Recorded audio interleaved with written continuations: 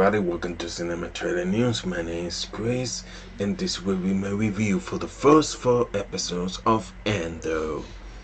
So, first of all, I love Rogue One.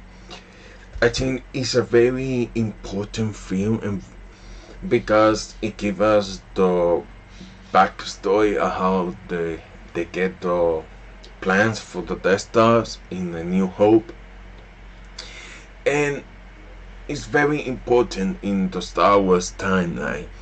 And it was just a different Star Wars movie, a very serious one with a dark tone and some very interesting characters that we get to, especially with Cassian, we get to have more of him. Now, let's talk about Andor. And so far, having watched the first 4 episodes, it's great. I enjoy it so far. Andor, it has fantastic action and espionage sequences, and that's what I like most about the show so far.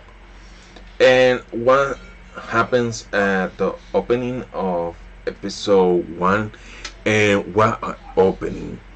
It's very, it gives me Blade Runner vibes, that opening, and it was very serious and dark, even for Star Wars, and it was amazing. And the other is the second half of episode 3, which has a fantastic action sequences with lots of different things happening, and they were kind of all set leading up to that point, and has a really cool payoff. And those two things, the opening of episode 1 and the second half of episode 3, will give you hook on Andor and have a fantastic experience. And the latest episode 4, I think it was okay, but I'm still excited to watch episode 5 and to see how it ends, how it unfolds. So also, I think that this show, besides Star Wars fans, I think that people who are not really into Star Wars that much, I think will really quite enjoy it also, because it's a different kind of show. So I think that will get more of the casual viewers to to watch it. Now, the parts that I really like about Andor is that Tony Gilroy, the showrunner, delivers such an adult content, and I also appreciate the cleverness and the sophistication of the sequences that I like. And the show has a dark tone and some very adult things that it brings something new to Star Wars, and it's very well made. I'll say that. Now, I love Kylo Solas as a driven bureaucrat whose naive and lack of experience make him all the more dangerous, especially because he has been given some authority. And I also love Anton Lester's Imperial officers, who deliver his two monologues so far in episode 4. So it's just with that British, it was excellent. So I quite enjoyed that. Now, I have some problem with Andor, and my big problem is that sometimes I feel that the show is moving slow. In terms of, I think that some scenes just go out for too long, and maybe it's that because Tony Gilroy and the team want to have more episodes. So we're getting 12 episodes with this show. So and they already green line second is the second season. There will soon start production of that, but that's another 12 episodes. So and just I mean you can have the story. I don't think they maybe require all that much of episodes, but sometimes in some scenes you can really feel the drag, and that's one of my biggest problem with the show.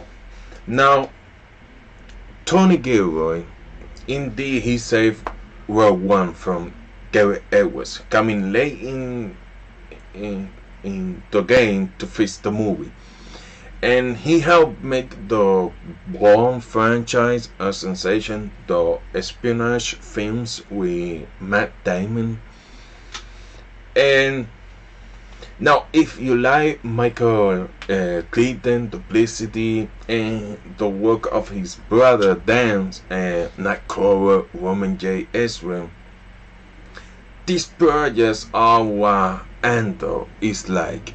The feelings of brilliance, and it's very like I said, it's very adult. Now I only seen the first 4 episodes, so maybe it gets a little much better in the upcoming episodes. So we'll see, because we're already, like I said, we're already getting a second season. Now let's talk about Diego Luna, and he's excellent. He's the catalyst of this show, and I quite enjoy what they are doing with his backstory. Interesting stuff there, and that's why I call a really a creative bold swim. The So far I'm intrigued, so I hope by the end it really pay off that creative swim.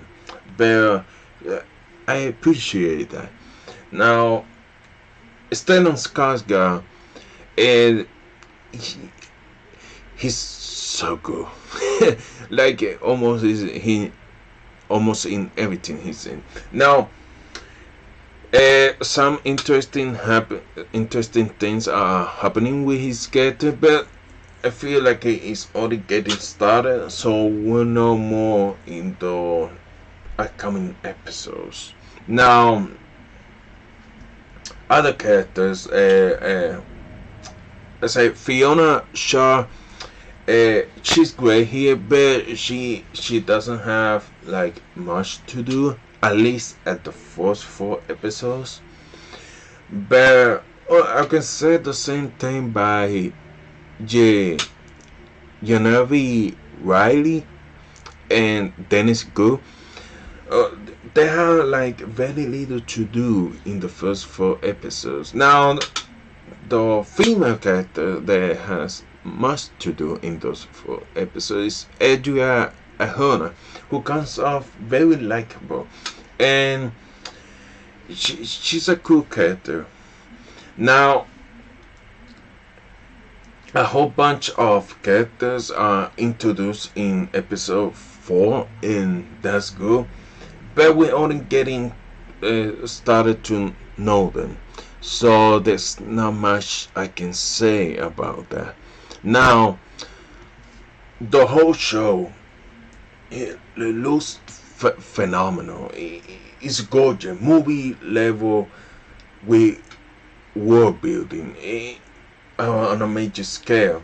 And after being stuck on Tatooine for several shows, it's so great to go out and see the galaxy, because Star Wars is a big place. It's bigger than Tatooine, so it's great that we're getting some really cool and different atmosphere and places to explore in the corner of Star Wars. So And I appreciate that with the creative team in behind this show, because they could have used another planets that we the Star Wars fan already know. But I think it's interesting and creative both swing that you introduce new places to the Star Wars, and that's great because it's a galaxy. Now, so this show is giving us how the rebellion got started and how they recruit Cassian Andor, but and I'm curious to see where it takes us next beyond that. Now, Tony Gilroy said he's quite proud that Andor offers no fan service, and I think that's alright because so so far I think the show doesn't really need it. I think the show so far is great. I'm enjoying it a lot. Of course, it's cool to have a fan service, but I think that just because you don't have fan service, it makes the show bad. It's just the primary focus should be making a great show. And if you have a great show, you have a great show. And that's it. And so far, so good. Now, the first 4 episodes are now on Disney Plus, so you can go watch it. And I highly recommend it. And so far, it's a really intriguing show, and it's sophistication. I really appreciate it, and the you'll see when you watch it. Now, that's my review for the first 4 episodes of Andor. If you enjoyed this video, hit the like button, consider subscribe to the channel, and like always, thank you so much for watching. Bye bye.